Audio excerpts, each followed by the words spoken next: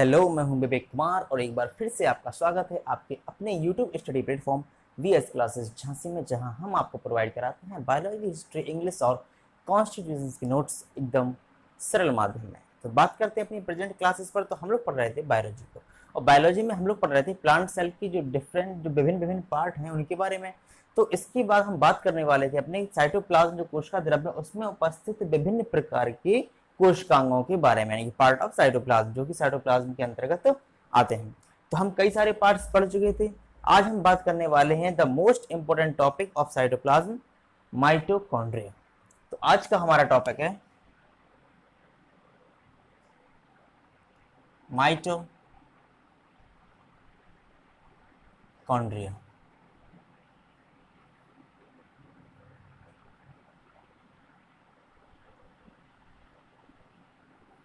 चलिए, तो हमारा आज का जो टॉपिक है माइटोकॉन्ड्रिया, तो इसमें हमें देखना है कि इसकी क्या क्या विशेषताएं हैं। सबसे पहले हम बात करते हैं किसी भी चीज की खोज के बारे में, यह चीज आई कहां से, इसके बारे में क्या है। तो हम देखते हैं माइटोकॉन्ड्रिया है क्या। ये आपके कोशिका द्रव्य में उपस्थित रहता है।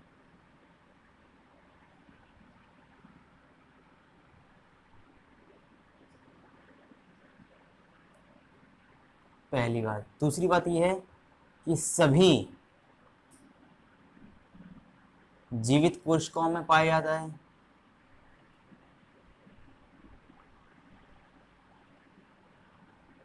तीसरी बात इसके बारे में, इसे कोशिका का पावर हाउस या जिसे हम कहते हैं ऊर्जा घर,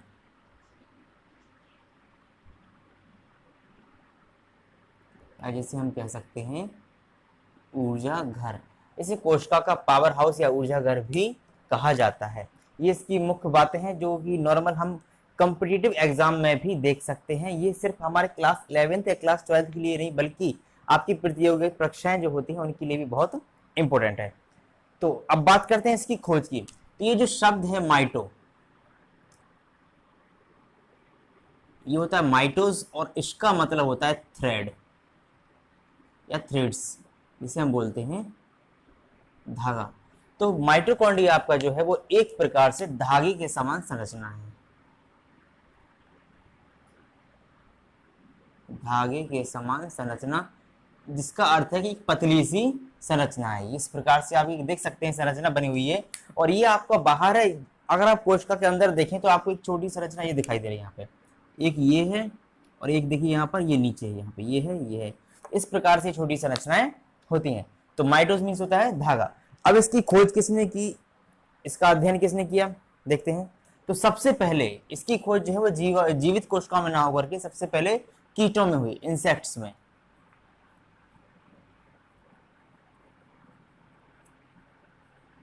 कीटों में इसका अध्ययन किया गया। कोई पर्टिकुलर इसकी डेफिनेशन नहीं बताई गई कीटों में, लेकिन एक वैज्ञानिक थे, उनका नाम था कोलिकर।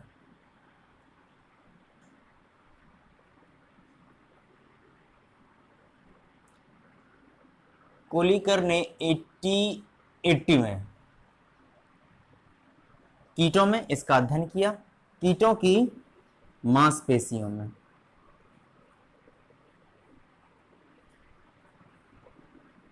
मांसपेशी में, जिसे हम कह सकते हैं रेखित पेशियों में।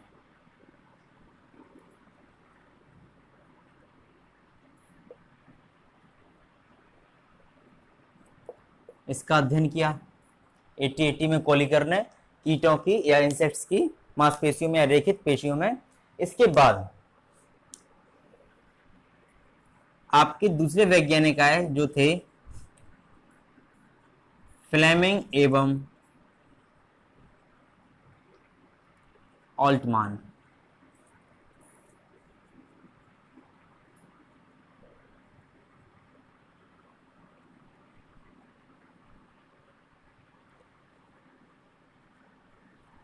इन्होंने इसके बारे में अध्ययन किया, इसकी जो है रिसर्च किया अपना, और इसको नाम दिया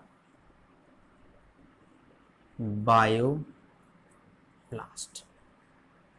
तो माइटोकॉन्ड्रिया को नाम दिया गया बायोप्लास्ट, फ्लेमिंग और अल्टमान के द्वारा। और सबसे पहले कोशिका में।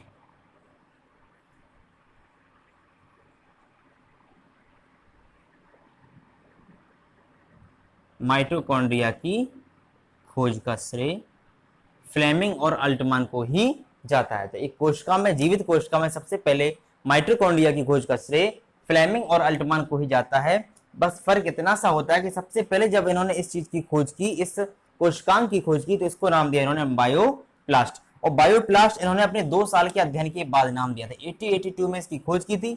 जब इसका अध्ययन किया, इसका रिसर्च किया, तब जाकर के 1884 में 1884 में इसको नाम दिया इन्होंने बायोप्लास्ट। इसी क्रम में आगे बढ़ते हुए एक और वैज्ञानिक थे, उन्होंने, वैज्ञानिक का नाम था सी बेंडा।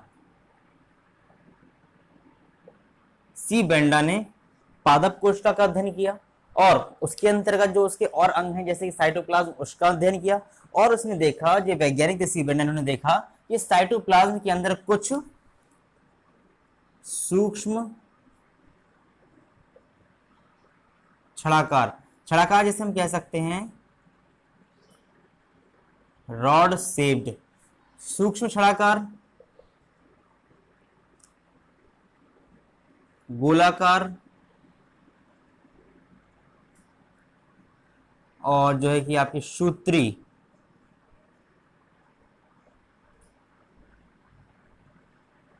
फिलामेंटस, इस प्रकार की संरचना या कोशिकांग देखे। इस प्रकार के इन्होंने क्या देखे? कोशिकांगों को साइटोप्लाज्म के अंतर्गत देखा। तो इन्हीं कोशिकांगों को इन्होंने माइटोकॉन्ड्रिया नाम दिया। साइटोप्लाज्म में इन्होंने जो संरचनाएं देखी, जो कोशिकांग देखे, इन्हीं कोशिकांगों को इन्होंने जो है कि माइटोकॉन्ड्रिया नाम दिया। तो सबसे पहले माइटोकॉन्ड्रिया नाम देने वाले आपके जो वैज्ञानिक हैं, जो साइंटिस्ट हैं, वो थे आपके सी बेंडा। और ये इन्होंने किया था 1897 में। 1897 में। अब आप देख सकते हैं इसका नाम बायोप्लास्ट भी है, इसे ऊर्जा घर भी कहते हैं कोशिका का, और इसका नाम माइटोकॉन्ड्रिया तो आपका बायोलॉजिकल है ही। इसके अलावा इसके और भी कई सारे नाम होते हैं, तो इसके अन्य नाम के बारे में भी देख लेते हैं। इसके जो अन्य नाम हैं, अन्य नाम ये है आपके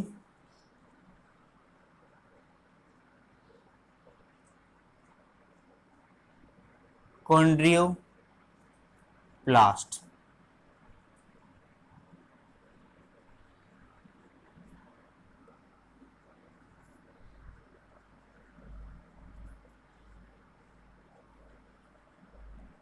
प्लाज्मोसोम,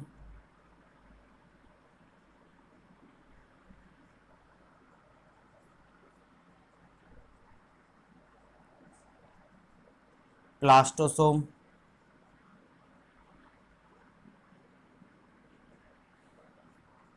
और एक नाम इसका और है प्लास्टोकॉन्ड्रियन।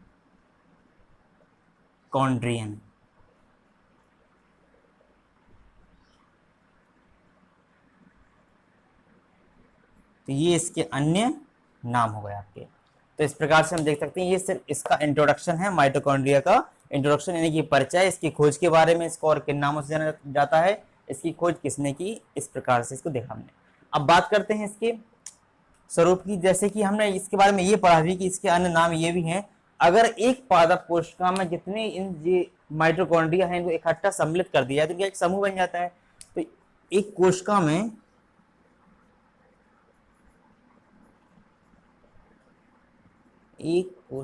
माइटोकॉन्ड्रिया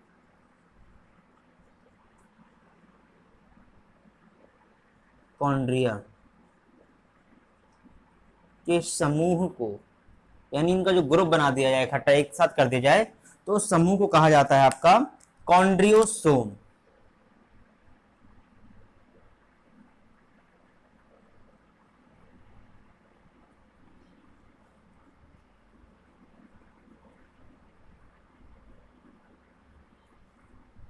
कॉन्ड्रियोसोम कहते हैं।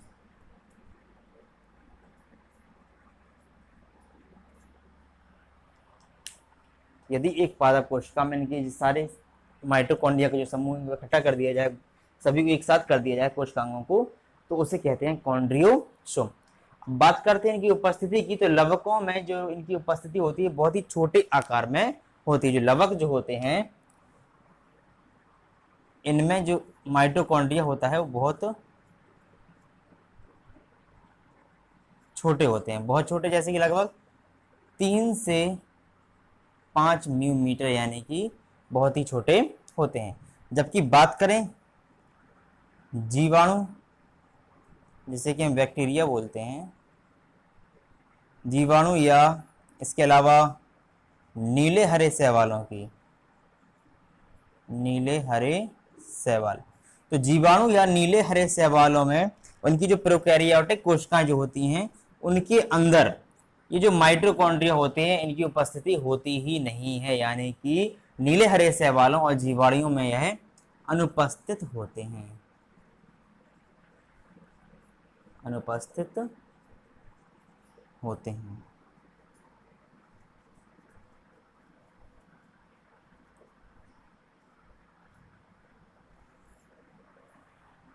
ठीक, इसके बाद हम देखते हैं कि ये आए कहां से, इनकी उत्पत्ति कैसे होती है। तो माइटोकॉन्ड्रिया की उत्पत्ति के बारे में बहुत ही सिंपल सी बातें हैं जो आप समझ सकते हैं आराम से।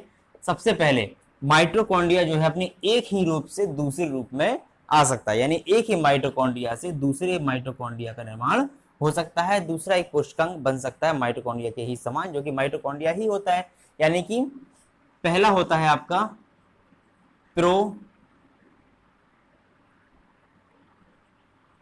माइटोकॉन्ड्रिया के द्वारा, यानी कि जो पहले से माइटोकॉन्ड्रिया उपस्थित है उसी से दूसरी माइटोकॉन्ड्रिया का जन्म हो जाना, यानी कि एक रूप से दूसरे रूप में बदल जाना, एक अपने अंग को अलग करके जो दूसरा अंग बनेगा, इसे कहते हैं विभाजन।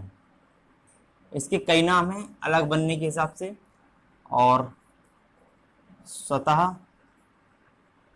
पुनरावर्तन, यानी कि अपने आप अलग हो जाना, टूट करके अलग हो जाना, अपने जैसे दूसरे का निर्माण करना, इस प्रकार से इसकी उत्पत्ति होती है। और एक बहुत इंपॉर्टेंट है चौथा, ये जो केंद्रक होता है, तो केंद्रक के द्वारा भी माइटोकॉन्ड्रिया का निर्माण होता है, यानी कि चौथा आपका कारण है केंद्रक।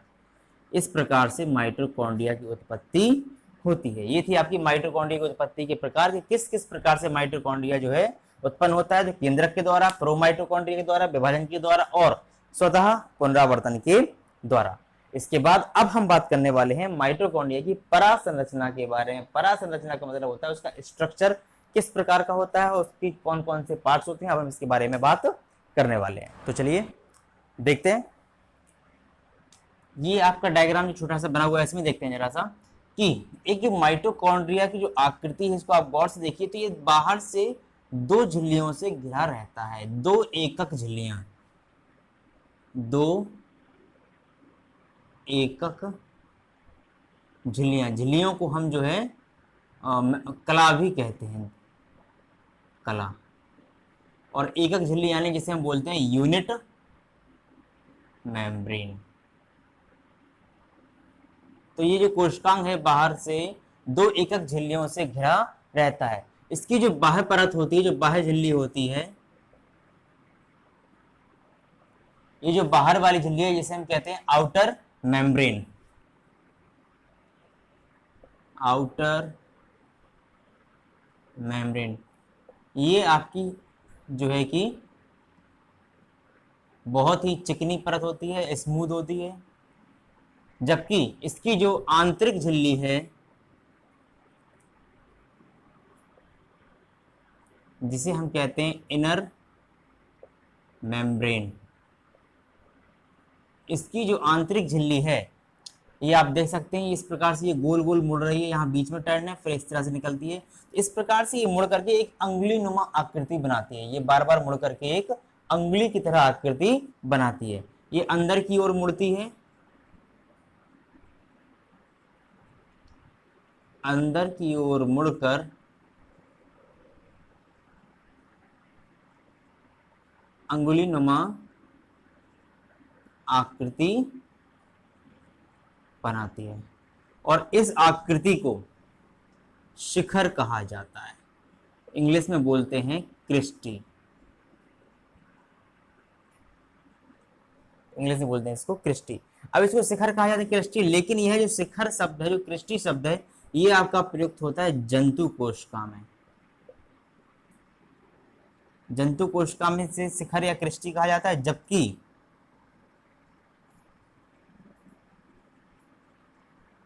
बात करें पादप कोशिका की तो पादप कोशिकाओं में से नलिकाएं कहा जाता है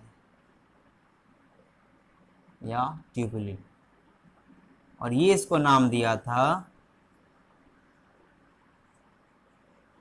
फ्रीवेजलिंग एवं मुलर थेलर ने। ये नलिकाएं नाम है, ट्यूबुली नाम है पादप कोशिका के लिए। इन आकृति जो अंगुली आकृतियां हैं, ये नाम दिया था आपका फ्रीवेजलिंग और मुलर थेलर ने। फ्रीवेजलिंग और दूसरे थे आपके मुलर थेलर, तो इन्होंने इसको ये नाम दिया था।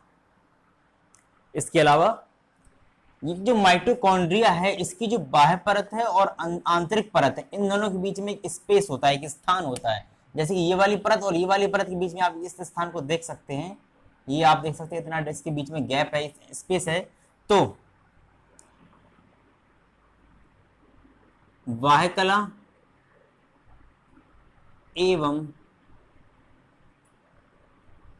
आंतरिक कला के मध्य जो एक स्पेस होता है, स्थान जो होता है, स्थान को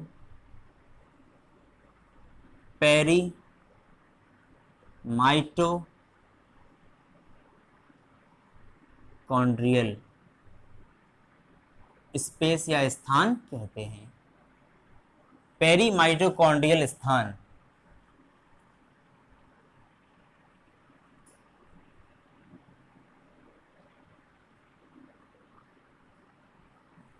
कहा जाता है। ये इनके बीच में जो स्थान है, इसकी बात हम कर रहे हैं यहाँ पर, इसको कहते हैं पेरीमाइटोकॉन्ड्रियल स्पेस। अब बात करें हम माइटोकॉन्ड्रिया की, इसकी विशेषता ये भी होती है कि यह अपने आप में एक स्वशासित कोशिकांग है। माइटोकॉन्ड्रिया स्वशासित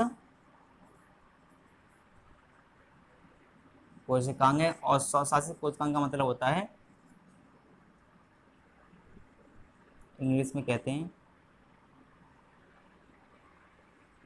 सेमी ऑटोनोमस ऑर्गेनेल्स, यानी कि इसमें स्वतः जनन की क्षमता होती है। माइटोकॉन्ड्रिया में स्वतः जनन की क्षमता होती है। और स्वतः जनन की क्षमता कहाँ होती है? कोशिका के अंदर, यानी कोशिका द्रव में। कोशिका द्रव आपका कोशिका के अंतर्गत ही आता है, इसलिए हम लिख सकते हैं इसे सिर्फ कोशिका में, यानी कोशिका के अंदर भी इसे हम कह सकते हैं। इसकी जो स्वतः जनन की क्षमता होती है, इसमें स्वतः ही होती है, यानी जैसे किसी बाह्य किसी अतिरिक्त कार्य की आवश्यकता नहीं होती है। और स्वतः जनन का अर्थ ये भी होता है, जैसे हमने आपको बताया था अभी इसके पहले, कि नई माइटोकॉन्ड्रिया का निर्माण करना विभाजन द्वारा, स्वतः पुनरावर्तन द्वारा, केंद्रक के द्वारा, या प्रोमाइटोकॉन्ड्रिया के द्वारा। तो ये क्रियाएं इसके अंदर स्वतः ही होती हैं। ये था आपका माइटोकॉन्ड्रिया की परासंरचना के बारे में कुछ टॉपिक, कुछ बिंदु आपके मुख्य। और इसके अलावा अब हम बात करते हैं क्रिस्टी पर उपस्थित इन बिंदुओं की। तो क्रिस्टी पर ये जो छोटे छोटे जो बिंदु होते हैं, आपको दिखाई दे रहे हैं, ये जरा जरा से बिंदु,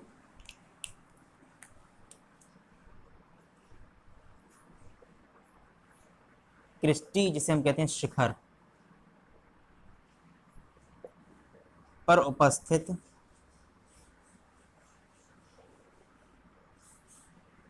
छोटे छोटे कणों को F1 कण या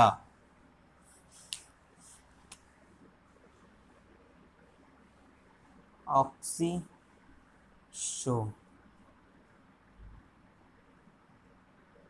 F1 कण या ऑक्सीसोम कहते हैं। ये आप देख सकते हैं, ये जो क्रिस्टी है, जो शिखर है, इसके बीच में कुछ छोटे छोटे बिंदु आपको नजर आ सकते हैं। इन बिंदुओं को ऑक्सीसोम या F1 कण कहते हैं। तो ये थे आपकी माइटोकॉन्ड्रिया की परासंरचना यानी कि अल्ट्रा स्ट्रक्चर ऑफ माइटोकॉन्ड्रिया। तो आज की वीडियो में, इस वीडियो में फिलहाल बस इतना ही। इसके बाद हम नेक्स्ट वीडियो में बात करेंगे इसकी रासायनिक संगठन के बारे में और माइटोकॉन्ड्रिया की कार्यों के बारे में। तो यहाँ ये वीडियो यहीं पर समाप्त होता है। इसके अलावा यदि आपके कोई क्वेश्चंस हैं तो आप हमसे कमेंट बॉक्स में पूछ सकते हैं, और हमारे चैनल VS क्लासेस झांसी को ज़्यादा से ज़्यादा लाइक करें, सब्सक्राइब करें और शेयर करें। Thank you.